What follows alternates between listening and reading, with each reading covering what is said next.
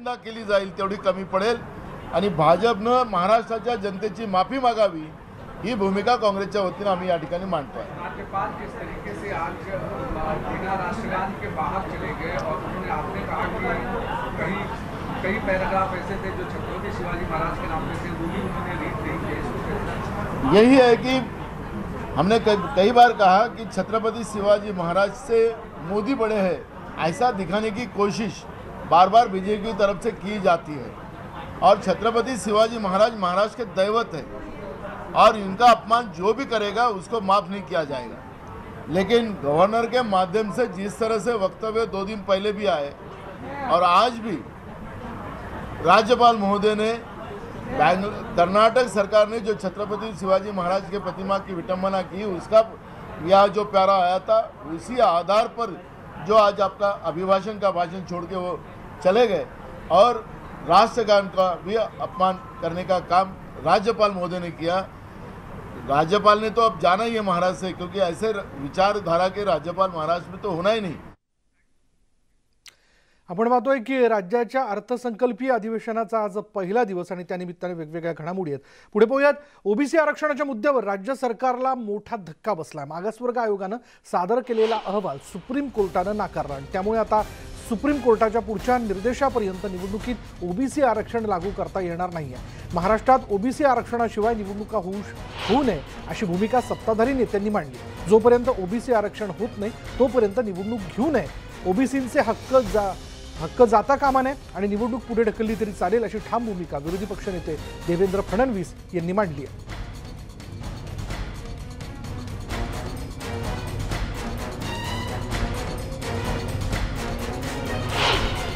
Sir, ओबीसीला 27% आरक्षण देण्याची जी काही याचिका होती नवीन, ती आता कोर्टाने फेटाळली आहे।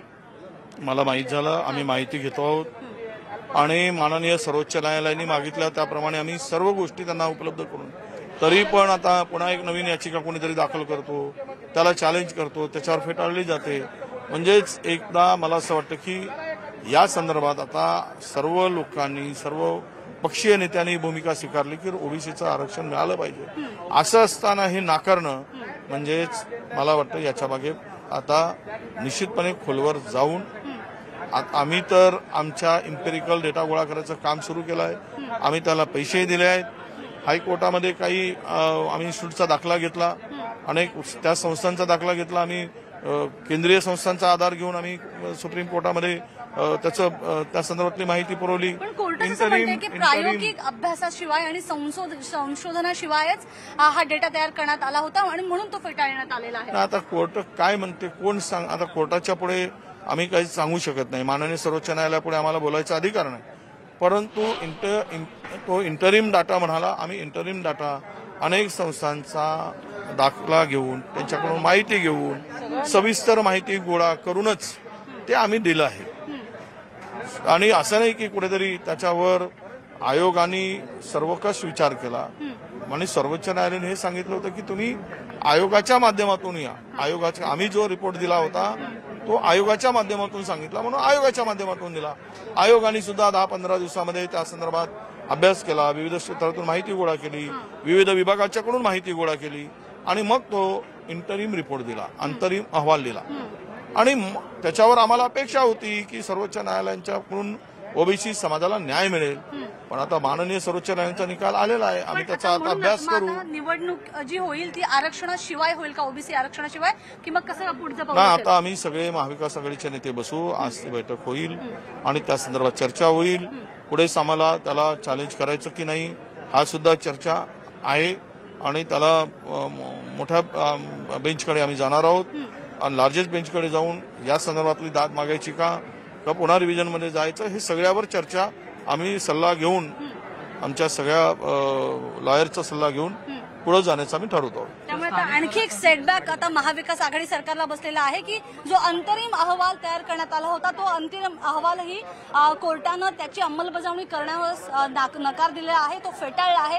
त्यामुळे आता निवडणुकी संदर्भातला मागासवर्ग आयोगानं दिलेला जो हा डेटा आहे किंवा एम्पिरिकल डेटा आहे तो नाकारल्यानंतर मग आता निवडणुकी संदर्भात सरकार काय भूमिका घेते हे बघणं महत्त्वाचं ठरेल। विशेष म्हणजे या संदर्भात आज सरकारची बैठक होणार आहे आणि मग ठरवू शकेल किंवा मग कळू शकेल की नेमकं सरकारची या संदर्भातली भूमिका काय आहे. रमेश भट्टसह स्वाती लोखंडे, न्यूज 18 लोकमत, मुंबई. नाकारला असेल तर हे मला असं वाटतं अत्यंत दुर्दैवी आहे. सरकारने या संदर्भात तात्काळ पुढची कारवाई केली पाहिजे. आणि काल परवा सांगली जिल्ह्यातल्या 10 गावांनी 5 दिवसामध्ये इम्पेरिकल डेटा तयार करून दिला. 5 दिवसामध्ये सरकारची देखील त्यांना आवश्यकता पडली नाही. त्यामुळे सरकारने गांभीर्याने काय निर्णय आलाय, त्यातले काय शॉर्टकमिंग्स आहेत, 1.5-2 वर्ष आपण घालवून राहिलो, त्याच त्या गोष्टी सांगून राहिलो. या 1.5 वर्षामध्ये हे सगळं काम पूर्ण करता आलं असतं जे कोर्टाने सांगितलं. सर्वोच्च न्यायालयाने जो मुद्दा उपस्थित केलेला आहे की मागासलेपणाचा म्हणजे राजकीय मागासलेपण, ते तर इंटेरियम अहवालमध्ये शक्यच नाहीये. ते जेव्हा इम्पेरिकल डाटा गोळा होईल त्यावेळेस मागासलेपणा सिद्ध करता येईल. त्यामुळे एकतर सरकारने बाजू नीट मांडली नाही, परत रिव्ह्यू पिटिशन टाकावं लागेल आणि ही जी चूक आहे ती दुरुस्ती करावं लागेल. आणि इम्पेरिकल डाटाच्या वेळेस राजकीय आरक्षण शोधता येईल. आता ते शक्य नाही आणि म्हणून ताबडतोब सरकारने रिव्ह्यू पिटिशन टाकायला पाहिजे. घ्या आणि बाकीच्या नंतर जे आता पुढे आता आणखी काय काय आपल्यासमोर कागदपत्र येतील हा त्यांचा बोलण्याचा उद्देश आहे. तर आम्ही आता त्याप्रमाणे आता प्रयत्न करतो. आणि याच विषयी भाजपचे आमदार गोपीचंद पडळकर यांच्याशी आम्ही बातचीत केली. बघूयात त्यांनी काय म्हटलंय. गोपीचंद पडळकर आहेत आमदार आपल्याबरोबर, आपण त्यांच्याकडून जाणून घेऊया. गोपीजी, सर्वोच्च न्यायालयानं जो ओबीसीचा अंतरिम अहवाल सादर केलेला होता राज्य शासनाच्या वतीनं, मागासवर्ग आयोगाच्या वतीनं, तो फेटाळून टाकलेला आहे. एक मोठा अन्याय या निमित्तानं होताना दिसतो. बघा, तुम्ही सगळा हा जो क्रम आहे ओबीसीचं राजकीय आरक्षण घालवण्याचं जे षडयंत्र आहे, या षडयंत्राकडे व्यवस्थितपणे आपण बघितलं पाहिजे. 2019च्या 12व्या महिन्यामध्ये सुप्रीम कोर्टानं स्पष्टपणे सांगितलं होतं की तुम्ही ट्रिपल टेस्ट करा आणि ट्रिपल टेस्ट करून तुम्ही इम्पेरिकल डेटा सुप्रीम कोर्टामध्ये ओबीसीच्या आरक्षणाच्या बाजूनं दाखल करा. परंतु यांना ते जमलं नाही. ट्रिपल टेस्ट करायच्यासाठी तुम्हाला मागासवर्ग आयोग गठीत करायला पाहिजे होता, पण 1.5 वर्ष यांनी मागासवर्ग आयोग गठीत केला नाही. ठीक आहे, तुम्ही 1.5 वर्षानंतर मागासवर्ग आयोग गठीत केला, त्यांना ऑफिस दिलं नाही, त्यांना खुर्च्या दिलं नाही, त्यांना टेबल दिलं नाही. त्या मागासवर्ग आयोगाच्या एका सदस्यानं राजीनामा दिला की हे काही देत नाही आणि आम्ही काही करू शकत नाही. परत 400 कोटी रुपयाची मागणी मागासवर्ग आयोग करत होतं. अजित पवारांनी 5 कोटी रुपये दिले. तुमच्या घरातले पैसे आहेत का? या महाराष्ट्रातला ओबीसी समाज हा 346 जातीचा समावेश असणारा एक मोठा गट आहे. यामध्ये जवळपास 52% केंद्र सरकारनं जे ओबीसी आहे संख्या केले ते 52% संख्या आहे. मग 346 जातींना विधानसभेला आणि लोकसभेला त्यांना प्रतिनिधित्व करता येत नाही. त्यांना तिथं आरक्षण नाही. स्थानिक स्वराज्य संस्थेमध्ये आरक्षण आहे, तिथं सुद्धा या प्रस्थापितांना त्यांच्या जवळच्या पै पाहुण्यांना या ओबीसीच्या जागावरती बसवायचं आहे, कारण त्यांच्यामध्ये स्पर्धा खूप लागलेली आहे. गोपीजी, दुसरीकडे एक असंही बघायला मिळतं, अनेक महापालिका अशा आहेत जिथं गेली 1.5 वर्ष प्रशासक बसलेले आहेत. एकीकडे प्रशासक बसवायचा आणि दुसरीकडे ओबीसीचं आरक्षण लटकवून ठेवायचं. प्रशासक बसवला का यांना हप्ते वसुलीसाठी व्यवस्थित होतोय. एकच माणूस आहे, त्यामध्ये कुठलं यांना भानगडी होत नाहीत. एकच माणूस तिथं बसवायचा आणि त्यांना मर्जीप्रमाणे तिथले काय घोटाळे करायचे असतील, भ्रष्टाचार करायचे असतील तर ते व्यवस्थितपणे त्यांना करता येत आहेत.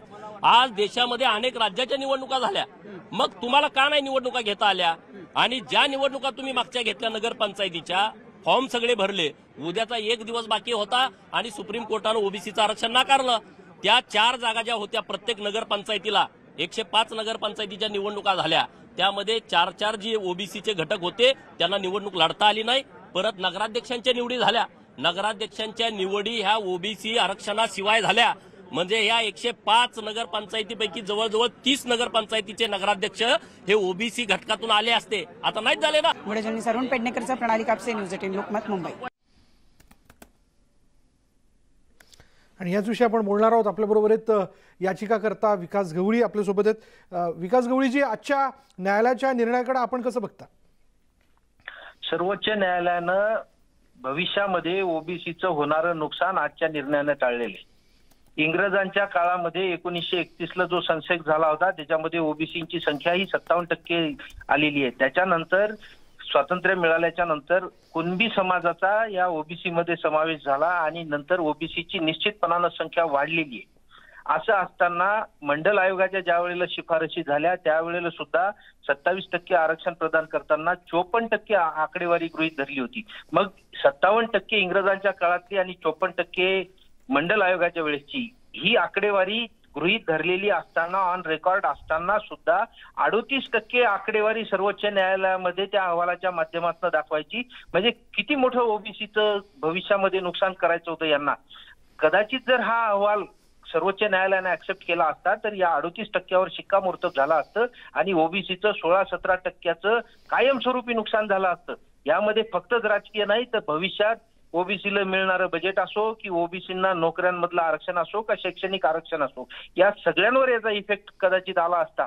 म्हणून आम्ही ह्या भविष्यातल्या ओबीसीच्या अडचणी वाढू नये किंवा ओबीसींना आतापर्यंत गेल्या सातत्याने 30 वर्षापासून जो अन्यायाचा सामना करावा लागतोय तो पुन्हा त्यांना अन्याय होऊ नये त्यांच्यावर म्हणून आम्ही ही याचिका दाखल केली. आणि त्याच्यामध्ये आम्ही अतिशय सिंपल मागणी केली होती की इम्पेरिकल डेटा गोळा करूनच आरक्षण देण्याचा जो सर्वोच्च न्यायालयाचा निर्णय त्याची अंमलबजावणी यांनी करणं आवश्यक आहे. ती अंमलबजावणी करावी आणि त्याच्यानंतर ही प्रक्रिया पार पाडावी. ओबीसी आरक्षणाला आमचा अजिबात विरोध नाही कारण मी सुद्धा ओबीसी आहे. परंतु ओबीसी आरक्षण 54% असलेल्या ओबीसींना 27% आरक्षण मिळते.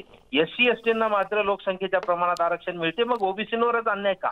मग हे 50%ची मर्यादा जर कुठेतरी आपल्याला हटवायची असेल तर त्या ठिकाणी ओबीसीचा इम्पेरिकल डेटा कलेक्ट होणं अतिशय महत्वाचं आहे. आणि तळागाळातल्या ओबीसीच्या शेवटच्या घटकापर्यंत जर या निर्णय प्रक्रियेचा आणि या आरक्षणाचा लाभ आपल्याला मिळवून द्यायचा असेल तर त्या ठिकाणी इम्पेरिकल डेटा कलेक्ट होणं अतिशय महत्वाचं आहे. परंतु हे जाणीवपूर्वक इम्पेरिकल डेटा जमा न करता अंतरिम अहवाल देऊन हा सगळा विषय गुंडाळण्याचा यांचा डाव होता तो कुठेतरी सर्वोच्च न्यायालयानं आज हाणून पाडला आणि ओबीसींचं भविष्यात होणारं खूप मोठं नुकसान या ठिकाणी टळलेलं आहे. म्हणजे विकास गवळी आपल्याला असं म्हणायचं आहे की जो अहवाल देण्यात आलेला होता म्हणजे डेटा घेतल्याशिवाय जो अहवाल देण्यात आलेला होता तो म्हणजे करेक्ट असणं बरोबर असणं तो नव्हता. अजिबात नव्हता. तो असता तर कोर्टानं आज मान्य केला असता. त्याच्यामध्ये अनेक कोर्टाने यांच्यावर ताशेरे ओढलेत. त्याच्यामध्ये असंही सांगितलं की हा तुम्ही ही जी आकडेवारी आणली ही कधीची आहे त्याच्यामध्ये नमूद नाही. त्याच्यानंतर पॉलिटिकल बॅकवर्डनेस याच्यामध्ये प्रतिनिधित्व ओबीसींना किती मिळते किती मिळत नाही हे सुद्धा त्याच्यामध्ये नमूद नाही. अनेक गोष्टी ज्या इम्पेरिकल डेटामध्ये सांगितलेल्या आहेत त्या कुठल्याच गोष्टी यांनी फॉलो केल्या नव्हत्या. आणि सगळ्यात महत्वाचं म्हणजे ट्रिपल टेस्ट 3 पायऱ्या यांना सांगितल्या होत्या. आयोगाची निर्मिती करा, नंतर इम्पेरिकल डेटा गोळा करा आणि एकूण आरक्षण 50%च्या मर्यादेमध्ये ठेवा. एखाद्या वेळेला ते जर वर जात असेल तर त्याचं जस्टिफिकेशन द्या. परंतु यांनी पहिली पायरी आयोगाची निर्मिती केली. दुसरी पायरी इम्पेरिकल डेटा गोळा करणं आवश्यक होतं ते न करता डायरेक्ट तिसऱ्या पायरीवर गेले. मधातली पायरी सोडून दिली. त्याच्यामुळं खरं जे काही ही लढाई आमची चालू आहे ही इम्पेरिकल डेटासाठी चालू आहे. जे तळागाळातले ओबीसीचे 18 आलुतेदार आणि 12 बलुतेदार ह्या ज्या ओबीसी मधल्या मायक्रो ओबीसी ज्यांना आपण म्हणतो त्या घटकापर्यंत या आरक्षणाचा लाभच पोहोचत नाही. ते जर पोहोचवायचं असेल त्या ठिकाणी जर आपल्याला हे सगळं पर्क्युलेट करायचं असेल तर त्याला इम्पेरिकल डेटा अतिशय मस्त आहे. विकास गवळीला, भुजबळांना आणि वडेट्टीवार साहेबांना आणि नाना पटोलेंना लाभ मिळाला म्हणजे सगळ्या ओबीसींना मिळाला असं होतं का? असं म्हणता येत नाही. अगदी धन्यवाद आमच्याशी बोलल्याबद्दल. आणि याच विषयी अधिक बोलणार आहोत आमचे प्रतिनिधी चंद्रकांत फुंदे देखील आपल्याबरोबर. चंद्रकांत, आपण आता बघतोय की हा जो अहवाल देण्यात आलेला होता डेटा म्हणजे इम्पेरिकल डेटा घेतल्याशिवाय हा अहवाल जो तो देण्यात आलेला होता आणि जो न्यायालयाने सपशेल फेटाळला याबद्दल